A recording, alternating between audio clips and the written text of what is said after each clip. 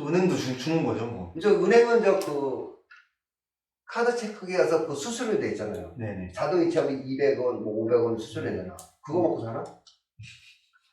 글쎄요. 그것도 자주 거래하는 사람은 면제해주고 그러던데. 면제죠? 네.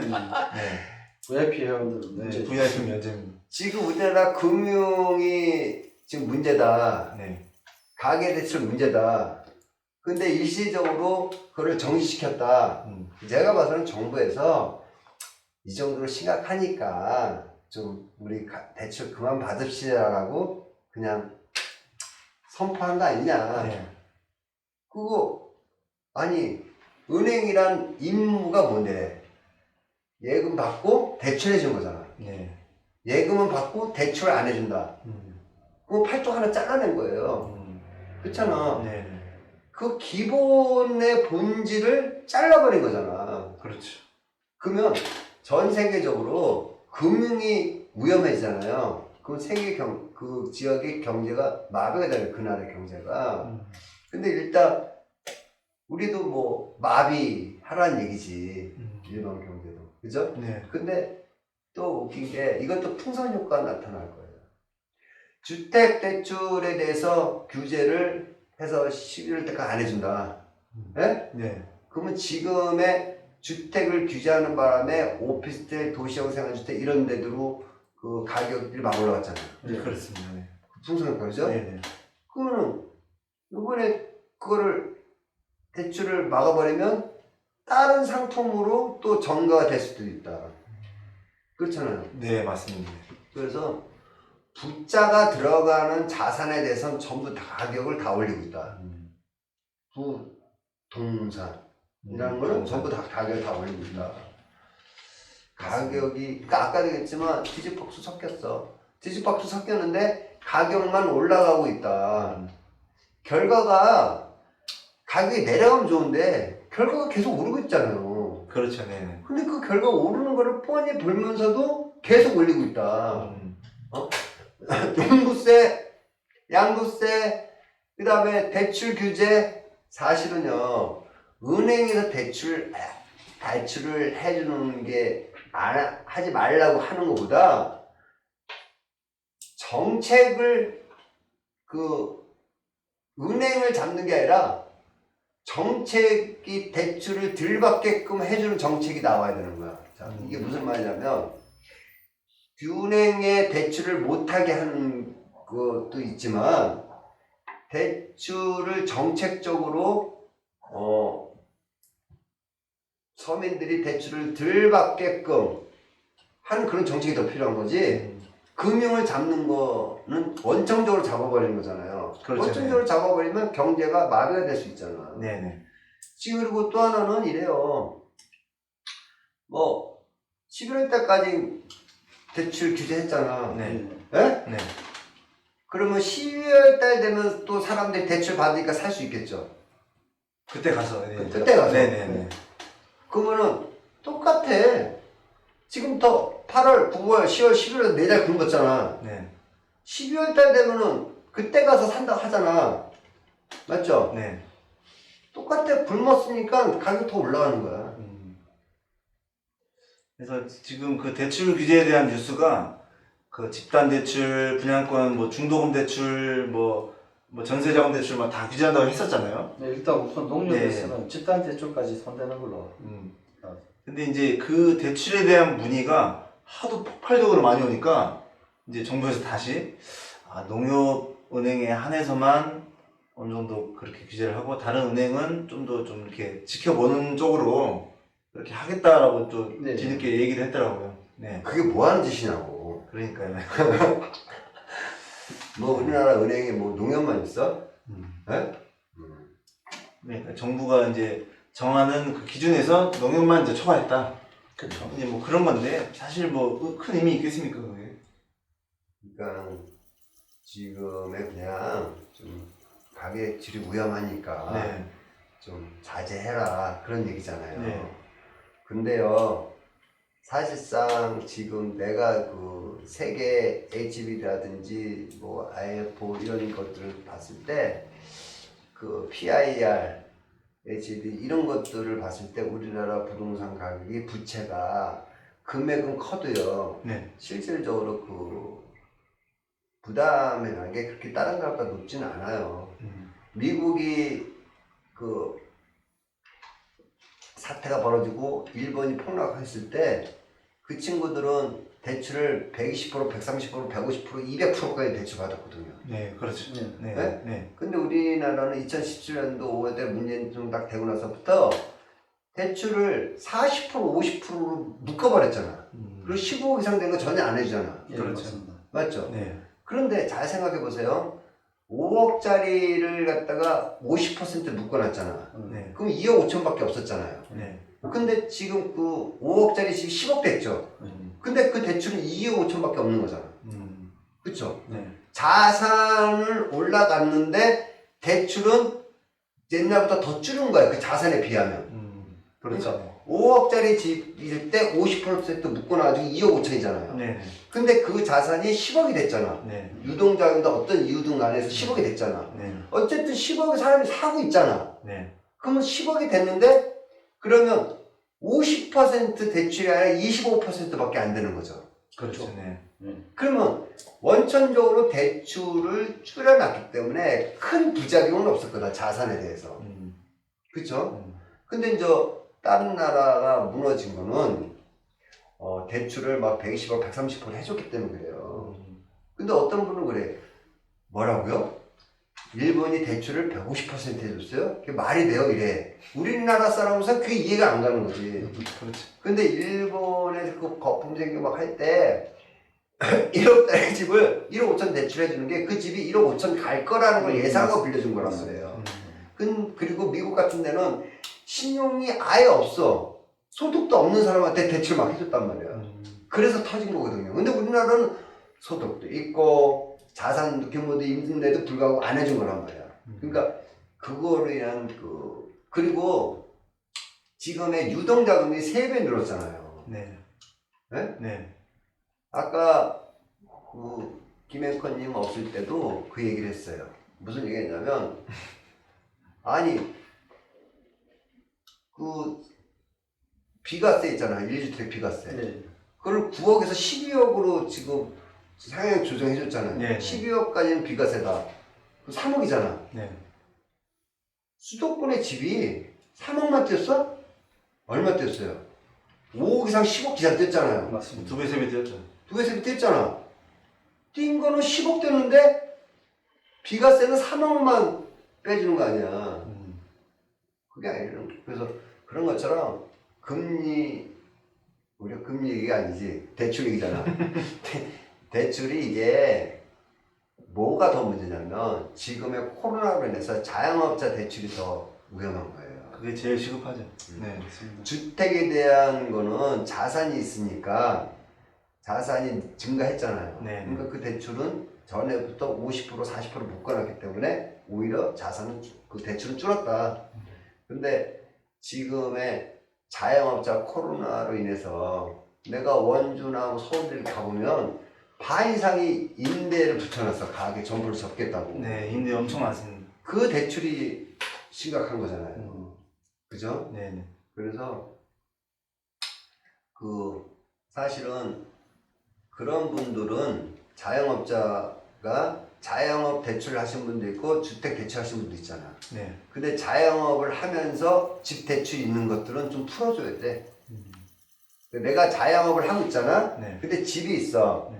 근데 아까 얘기한 대로 집이 내가 10억짜리 집이 있어요. 네. 근데 자영업을 하고 있잖아. 네? 네. 그러면 그 자영업 한 근거가 있으면 이 사람이 2억 5천밖에 대출이 없잖아. 네. 그러면 그 집을 담보로 자영업 하는 사람은 대출 좀 해주면 좋겠다 이거지. 그러니까 집만 딸랑 갖고 있는 사람은 그 대출 규제에 들어갔잖아. 네. 근데 자영업이 어렵잖아. 네. 자영업 하면서 자기 집을 갖고 있는 사람은 그 집에 대해서 대출을 좀 해주면 좋겠다. 자영업 영업에 좀 쓸 수 있게끔. 뭐 LTV, DTI 그런 거 따지지 말고. 그렇지. 네. 그게 하나의 또 방법이잖아요. 그렇죠. 안 그래요? 그렇죠. 네. 제 생각이에요. 뭐 그렇게 대출을 해주면 좀 숨구멍이 좀 튈 수 있겠죠. 그럼 자연스러워 네. 수고가 좀 튈 거 아니야. 왜? 자기의 집은 있는데, 예? 그럼 이 사람은 결국 집이 한 채밖에 없는데, 그거를 팔아서 생계를 꾸미려고 할 거 아니야. 자영업이 망했으니까. 그렇죠. 네. 그런데 살고 있는 집에 대출을 안 해주니, 예? 자영업도 문을 닫아야 되잖아. 네. 그러면 자영업자는 그 대출, 그 자영업자가 갖고 있는 집에 대해서는 대출을 좀 해줘라. 좋은 것 같습니다. 네. 제 생각이에요. 저한테 절실하게 필요한 대출. 네, 그래서 지금까지 토론했는데요. 이제 마지막으로 한번 이제 정리를 한번 해보겠습니다. 네. 네. 기준금리를 올리는 달이 있잖아요. 기준금리 올리는 달이 몇 월 달이거든요. 369, 12 빼고죠. 369, 12 빼고 기준금리를 올리는데 8월 달이나 뭐 이제 다음 달인데 올린다는데 기준금리가 올라가는데도 불구하고 가계대출이 잡히지가 않으니까 이제 대출 규제라는 수를 내놓은 것 같은데 이게 이제 우리가 일반적으로 생각하는 대출 규제가 얼마 전에 신용대출 규제가 들었지 않습니까? 자기 뭐 연소득의 1.1배 정도 원래 1.2배까지도 갔던 걸 1배 정도 수준으로 하고 이 지금 대출도 이 주택담보대출도 농협을 필두로 해가지고 시중은행들이 이제 다 한다는데 그러면 어떤 현상이 일어나냐면 이제 상대적으로 대출이 좀 쉬운 은행 그쪽 은행으로 대출이 몰림 현상, 쏠림 현상이 일어날 수 있다는 건데 이러면 어차피 뭐 이런 대출로 부동산을 잡겠다 하는 거는 좀 어불성설인 것 같습니다. 이게 봐봐요. 지금의 농협에서 대출을 안 해주잖아. 예. 그럼 내가 우리은행 갈 거 아니야. 네. 근데 옛날에는 농협에서 2.5% 대출해줬어. 네. 근데 안 해주잖아. 네. 근데 우리은행이 3.3%야. 예? 그러면 어쩔 수 없이 3%짜리 써야 되는 입장이잖아요. 그렇죠. 네. 그런 부담이 더 들고. 그렇죠. 이자 부담이. 네. 그런 것들인가 이게 똑같은 얘기인데 좀 시뮬레이션 듣고 생각 좀 하고 그런 걸 규제할 걸 규제하고 네.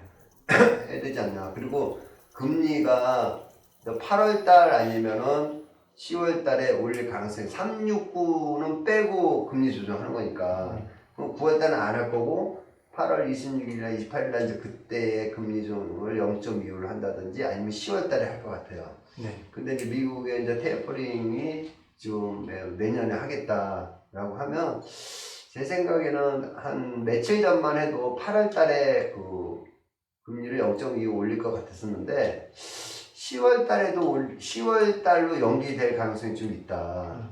지금 코로나가 이로 인해서 코로나가 우리가 또 2주 뭐 3주 계속 연장되잖아요. 네.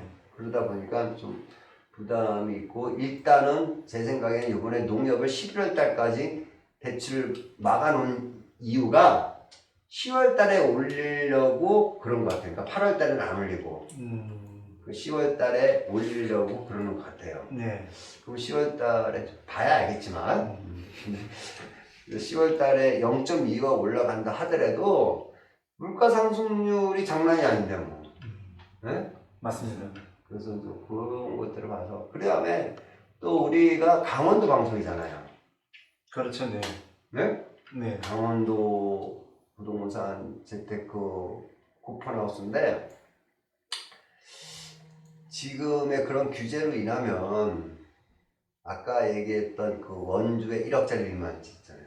네? 네. 1억짜리 미만에서 그 옛날에 쌓았던 게 1억 된 거는 사면 안 된다. 네. 옛날에 비쌌던데 1억 떨어진 거 사도 된다. 그게 포인트고요. 네. 그 다음에 그 연양이 좀 한동안 갈 거다. 왜 그러냐면 1억짜리 미만 집을 샀잖아. 네. 네? 네. 그 사람들 2년 안에 안 팔잖아. 네. 반강제적으로 뭐 안 팔 것 같은 못 파는 거죠. 네. 그렇죠. 네. 못 팔잖아. 네. 아, 양도세 장난 아닌데. 그렇죠. 네. 그런데 그 사이에 그 원주는 기업도시, 혁신도시들이 다 입주가 끝나잖아요. 그렇잖아. 네. 그럼 2, 3년 되는 가격이 오를 것 같아요. 근데 저 교수님 중도 상환 수수료라고 있지 않습니까? 네. 은행에 대출을 내면 그 대출을 갚기 전에 먼저 일단 갔는데 올 상반기에 들어서 그 대출 중도 상환 대출 금액만 하더라도 엄청나답니다. 뭐 13억 원 정도 집계가 된다는데 이거는 어떻게 생각하십니까? 이제 그거는 폐기하자는 뭐 이야기도 나오고 한다는데. 아니 그거는 저 금리가 올라갈 것 같다고 하니까 돈을 갚자 이렇게 얘기를 한 거잖아요. 예? 만족 금리가 올라갈 거니까 갚는다는 갚으니까 그게 나타난 거잖아. 예? 네. 근데 중도상환 수수료가 사실상 엄청 비싸요 우리나라가. 맞습니다. 생각보다. 다른 나라는 지금 영국, 프랑스, 유럽 이런 데들은요 건 중도상환 수수료라는 게 없어요. 예? 근데 우리나라는 옛날부터 너무 금융을 보호해 준 거야. 금융을 보호해 준 거예요. 그래야 이제 은행이 돈이 잘 돌아야 그 돈 가지고 활용할 수 있다고 그러는데 네. 지금은 저 은행을 그렇게 보호를 좀 안 하는 오히려 서민을 보호해주는 금융제도가 좀 나왔으면 좋겠다. 하나 예를 들면 이런 거죠. 내가 집담보대출을 했는데 내가 돈을 못 갚았어. 네. 1억짜리 집인데 만약에 7천만 원 대출 받았어. 근데 만약에 5천만 원급의 그 경매가 넘어가지고 5천만 원밖에 해소 안 됐잖아요. 네. 그럼 5천만 원을 계속 쫓아다니잖아 은행이. 그렇죠. 그쵸? 뭐 자동차 있으면 자동차 압류 들어오고 뭐 계속 그러잖아. 에? 근데 외국은 그렇게 하지 않아요. 내가 집을 담보로 1억을 했는데 5천만 원 대출 받았잖아. 근데 경매로 넘어가서 5천만 원밖에 못 갚았잖아요. 그럼 5천만 원에 대한 걸 그냥 딱 접어버려. 그리고 더 이상 추궁 안 해요. 아, 뭐 무한 책임, 유한 책임 그거 아니에요? 맞아요. 그 우리나라도 빨리 그거를 해야 된다.